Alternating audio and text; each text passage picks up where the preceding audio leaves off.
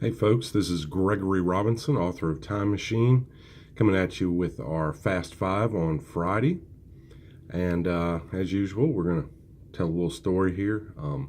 Several years ago, when I was working as a copier technician, I reached the status with Xerox of SALTS, is what they call it, which is a service agency team leader specialist. And with that, they bill you out on what we call time and material calls at about $300 an hour. And this was way back. I'm sure it's more than that now, but once you reach that specialist status, they do charge more for it. And we had time and materials customers, which are folks that didn't go with the maintenance plan or the service agreement. And they just kind of were rolling the dice until something happened. So I was called out to this call, and this was one of those time and materials calls, and the office manager or owner or whatever had refused the service contract or the service agreement. And it was a very simple fix. There was a small piece of paper, a jam had occurred, and a lot of folks tug and pull on the paper, which actually tears a small piece that leaves it in the machine. And it usually hits one of the sensors, and it just keeps showing a jam, even though it doesn't seem like there's anything in there. So it was a simple fix. I ran another piece of paper through there. It pushed a small shard of paper out, got that out of the machine, cleaned it up a little bit, and was done, and it was working. I'd been to this account before, and the office manager was kind of not the nicest guy in the world, we'll just say. So, kind of me being a smart ass, so he walked up and I was finishing up. I kind of, barely, not hard, but I kind of jokingly kicked the side of the copier and then started making copies. And the guy walks up and he says, well, what was the problem? And I said, well, it just, it was a pretty simple fix. We got you up and running and everything. And handed in the bill, and of course, like I said, it was about $300. And boy, he was irate. Just there's no way. How in the world can this be $300? I saw you. All you did was kick the machine. And he says, I want you to itemize this bill. And I said, well, no problem. It's $200 to kick the machine, and it's $100 for knowing where to kick the machine and how hard. And boy, he didn't like that. And I actually had to kind of explain that to my manager or my boss at the time, and got in a little bit of trouble for that.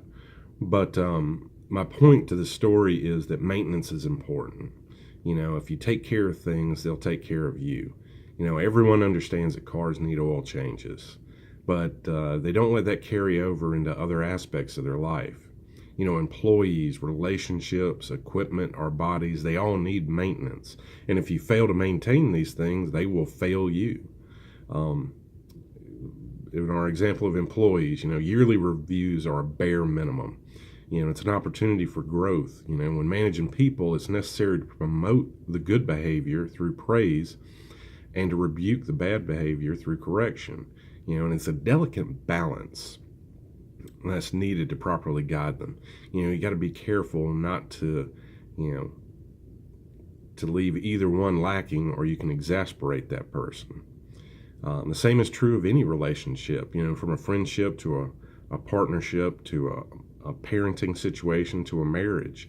The balance of rebuke and praise is necessary to maintain any relationship. If you're in any way counting on a piece of equipment, you got to maintain it in a preventative way, not just running it until it breaks. You're going to incur a lot more cost and a lot more downtime by running something until it breaks rather than performing preventative maintenance.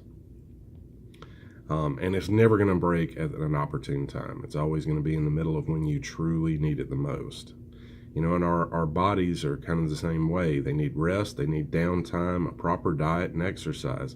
And if you fail to maintain your body, you're going to cut your own life short.